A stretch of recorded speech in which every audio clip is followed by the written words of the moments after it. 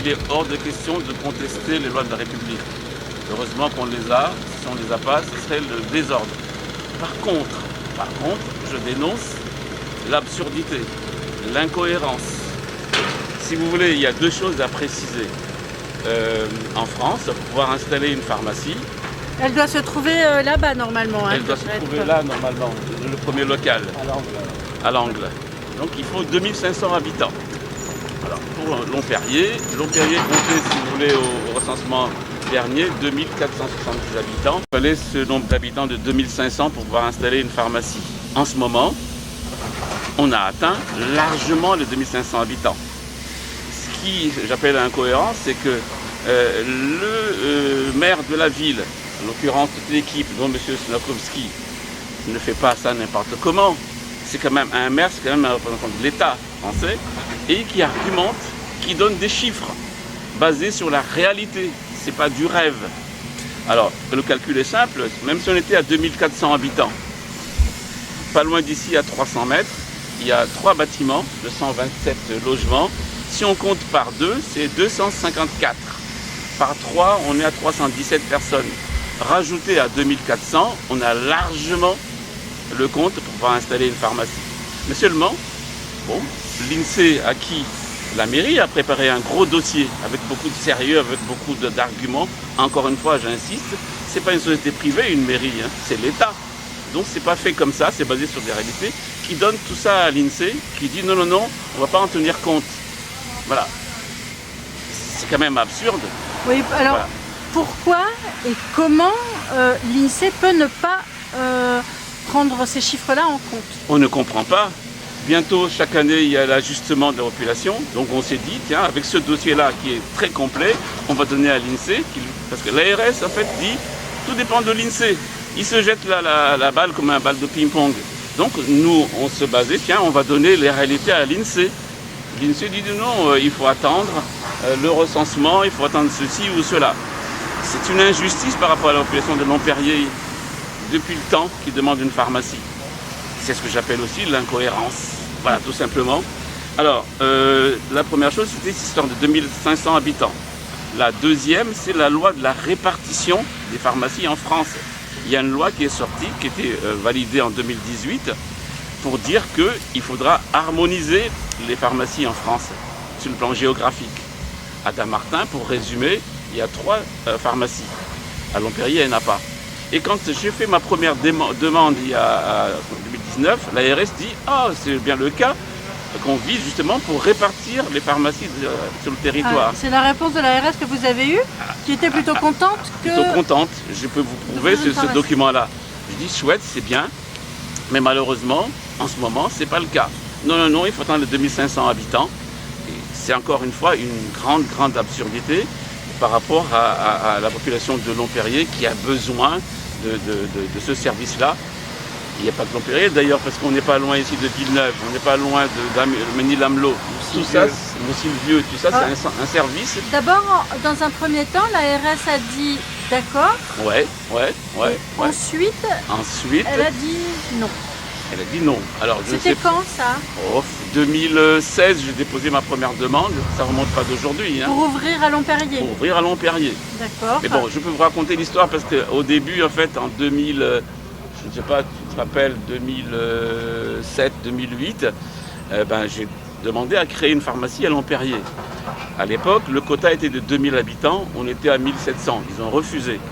Ils me proposaient Dammartin.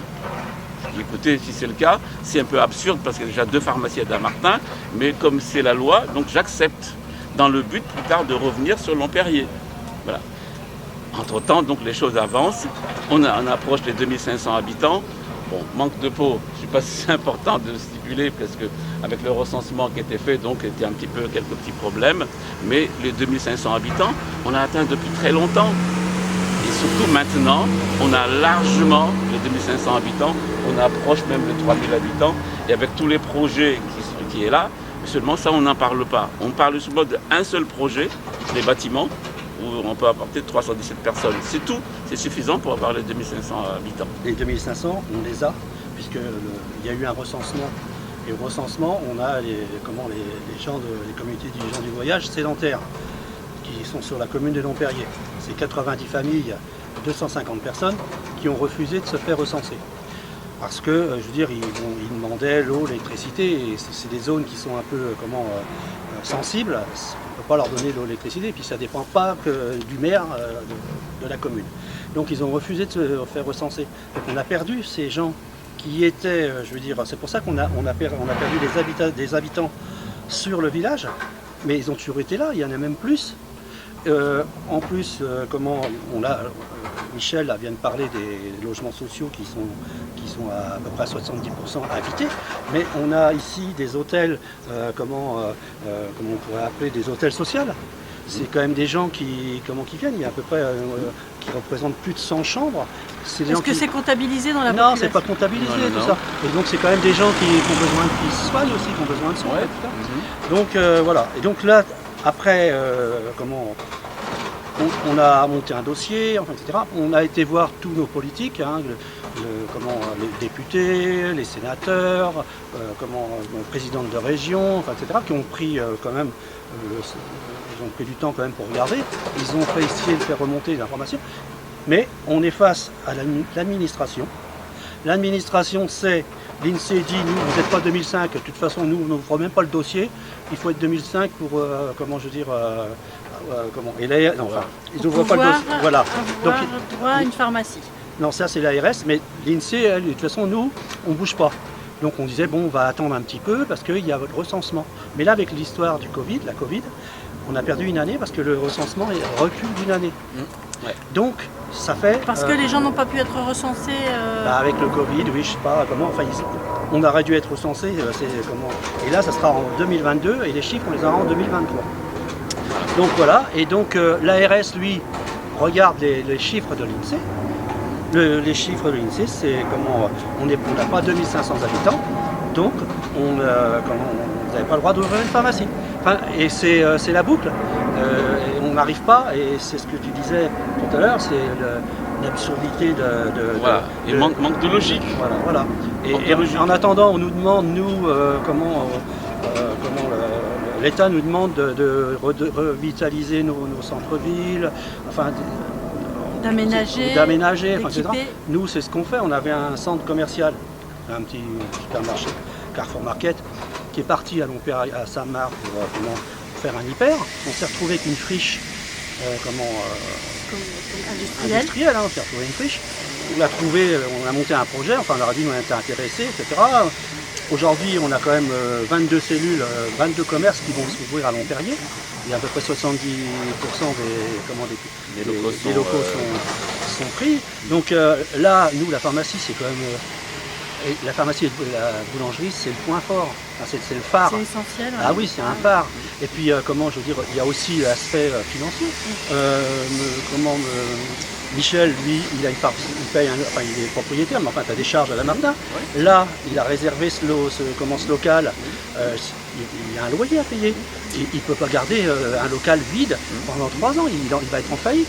Il y a l'administration en France, c'est un boulet, je veux dire, c'est lourd à gérer. On a monté un dossier, ça fait quand même presque 2 ans qu'on est sur ce dossier.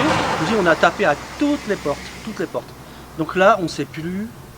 Donc là, le chantier continue. Bon, il a pris du retard certainement. Ah oui. Il y a eu le Covid, on a eu les gens du voyage qui avaient squatté. Enfin, on a eu plein de choses. Enfin, je veux dire, ça c'est le. Mais c'est pas le réel problème. Ouais, ça c'est pas. Le réel problème. Non, ça c'est pas grave. Oui, mais normalement ça aurait dû ouvrir en juin dernier, puis après finalement en septembre, et puis maintenant c'est un peu plus reculé, ça sera pour fin d'année. Non, théoriquement c'est mi-octobre, je veux dire, enfin pour le 15 novembre, c'est ce qui est annoncé. Mais bon, je pense que ça va prendre un petit peu de retard. C'est annoncé par qui? Par le promoteur. Par le promoteur. Monsieur Znati. Parce que il y a eu des problèmes il y a l'EDF, c'est pareil, c'est des grosses boîtes à bouger, vous savez. Là, la boulangerie, on aurait pu l'ouvrir depuis le 15 septembre. Mais pour avoir un branchement, c'est pas possible parce que, vous voyez, c'est comme ça. Puis il faut pouvoir accéder. Là, il y a des. Non, mais on aurait pu. Là, vous pouvez accéder. Déjà pour rendre un service. Parce même s'il n'y avait que la boulangerie, c'est du service. Donc qu'est-ce qu'ils disent les locataires alors? Ils doivent être un petit peu impatients quand même, les autres? Ils attendent, ils sont obligés d'attendre. Aujourd'hui, il y a les fournisseurs qui prennent du retard. Vous commandez tout ce qui est les menuiseries, les vitres et puis tout ça. L'aménagement. L'aménagement, tout ça, ça reprend pas parce qu'il n'y a plus de stock. Voilà.